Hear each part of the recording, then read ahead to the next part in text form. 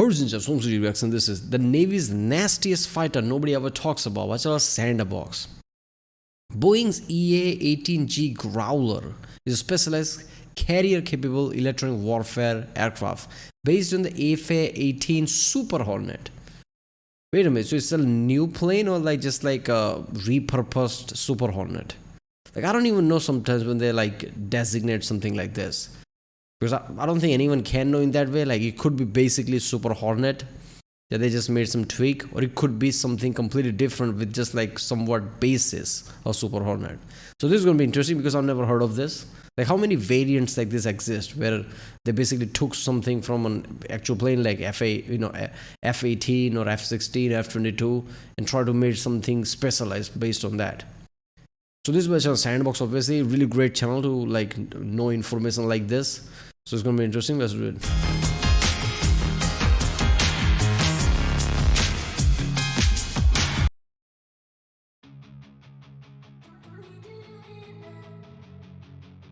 Let's talk about one of the coolest tactical aircraft it seems like nobody ever talks about, the EA-18G Growler.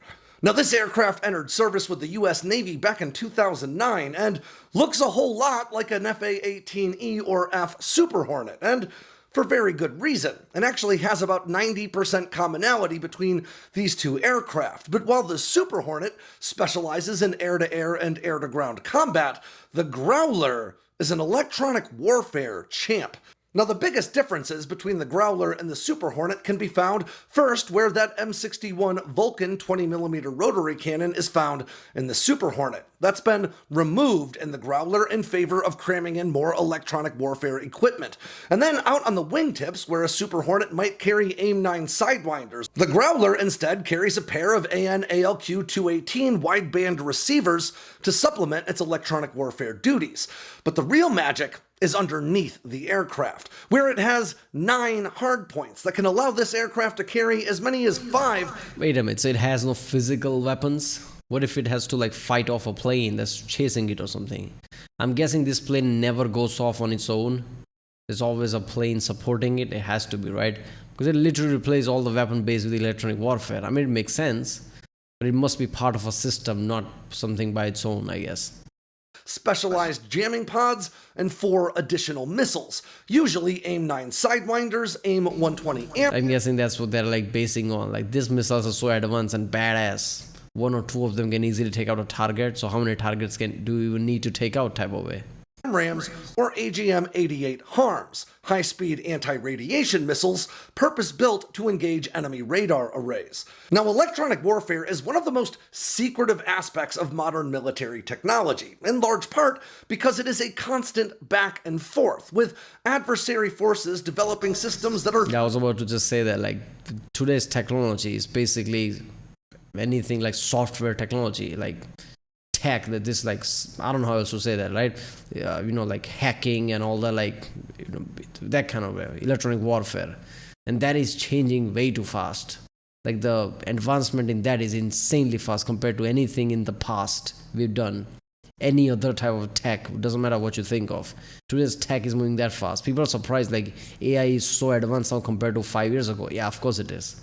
Like that's how it exponentially goes up, right? Who knows how AI is going to be 10 years from now. So that applies to everything, weaponry and everything. AI is going to change this warfare even a lot. Because some bad people are like trying to implement AI as a warfare device, right? The US is kind of like leading in AI, so they will be probably the first one to kind of do that. But they're gonna assume that other powers are probably gonna think of like China, Russia. They're probably thinking about adding AI to warfare as well. Harder to jam and spoof, and then the US defense apparatus developing better jamming and spoofing hardware to counteract those advancements. But what we do know about the new next generation jammer the Growler just started flying with this year is pretty crazy. I'm gonna be honest. And it's really just the beginning. You see, since it entered service, the Growler has flown with 2 different types of electronic warfare pods on board, both of which are variants of the same ALQ-99 system. One is tuned specifically to jam low-frequency early warning radar arrays, the kind that can sometimes detect a resonance produced by even stealth fighters, and the other is tuned specifically to jam high-frequency radar arrays, the kinds used to guide a weapon into a target. But the new AN/ALQ-249V1 next-generation jamming pod is a medium-range pod, with low-frequency and high-frequency range pods still in development, making their way towards service now. And unlike those older systems, this new jamming pod leverages the same type of active electronically scanned array broadcasting emitter found in the most advanced radar systems like the F-35's AN/APG-81, and that allows it to do some wild things, including launching remote cyber attacks on enemy integrated air defense systems, spoofing the radar signature of the Growler or any other aircraft in the area to confuse air defenses into thinking the jets are somewhere they're not, or that there's a bunch of jets that don't even actually exist. When you're not trying to interfere with enemy operations, you can use this system to soak up a wide range of signals intelligence, gathering all kinds of data about enemy operations. And then, when you want to take out those integrated air defenses, it can even broadcast a burst of microwave energy that can destroy a broadcasting radar emitter. To put it simply, this next generation jamming pod and the EA-18G Growler that carries it can wreak... Well, I have a basic science knowledge of things. In order to emit that kind of a microwave energy, you would need a lot of energy.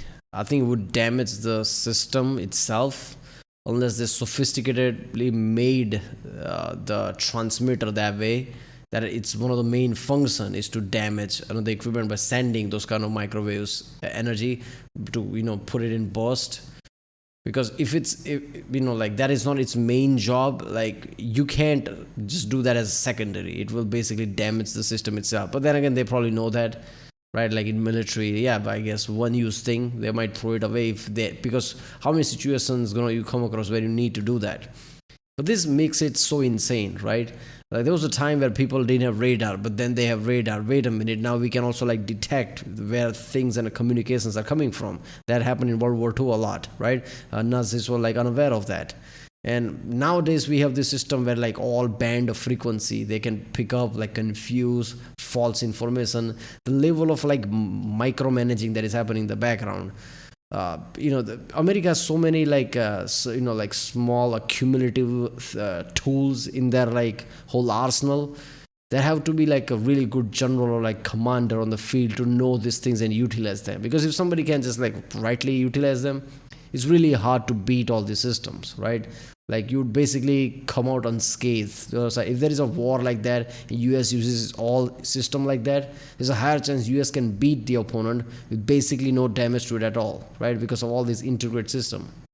Havoc on enemy integrated air defense systems, and it has enough broadcast power on board to extend those jamming and spoofing capabilities way out ahead of advancing fighters that are flying well ahead of the Growler itself, allowing it to support even stealth fighters advancing further into enemy territory than the Growler might safely want to fly. Now, one of the F-35's claims to fame is that its AN/APG-81 radar is so powerful it can even be used for electronic warfare duties in much the same way the Growler's next-generation jamming pod does. But the F-35 needs to be pretty specific in the systems it chooses to jam, with a fairly narrow jamming focus. The Growler, on the other hand, can envelop an entire battle space in heavy jamming, spoofing, and more, and not just when it's heading into the fight, but when it's heading out as well, thanks to the pod's ability to broadcast in any direction. When it comes to frequencies, if you want to pinpoint something and he said how F-35 can jam something,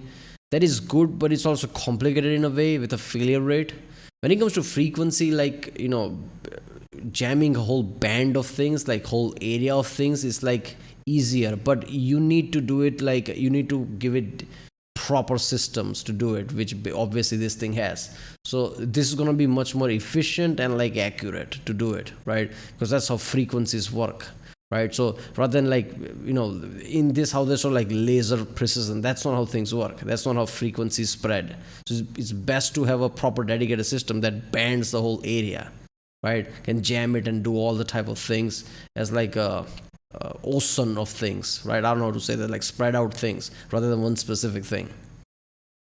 In a lot of ways, the EA-18G Growler has very similar air-to-air and air-to-ground chops as the FA-18 Super Hornet, with the added bonus of bringing about the digital apocalypse on adversary forces anywhere that it flies. The US Navy operates 172 of these specialized electronic warfare aircraft, and that next-generation medium-range jammer will soon be supplemented by next-generation low and high-frequency range jammers as well, allowing it to cover the full breadth of radar frequencies and a whole lot more. But maybe most importantly, these next-gen jamming pods are modular, meaning that as adversary forces improve upon their air defense capabilities, these jammers can improve right alongside them. Yep, there we go. F-18 Super Hornets are really insanely powerful. Apart from F-35s, they are the thing the US uses. Even today, that is like, if you hear about like this send some kind of an aircraft carrier and like planes going to be used, it's probably going to be F-18. That is what they use, right? F-35 is clearly F-35B is going to replace them, I'm guessing. But yeah, I didn't know about this Growler thing. But yeah, another tool in like this, like a Batman level belt that US carries. Like, wow, I have this gadget. There you go. That's insane. Like, do other countries have this kind of like thing? China and like probably, if they don't have it, they're probably developing it, right? Because it's like, if this is like chess, there's like gap in the battlefield, right, on the chessboard. They have to fill it somehow. So they're gonna trying to create some similar thing. But yeah.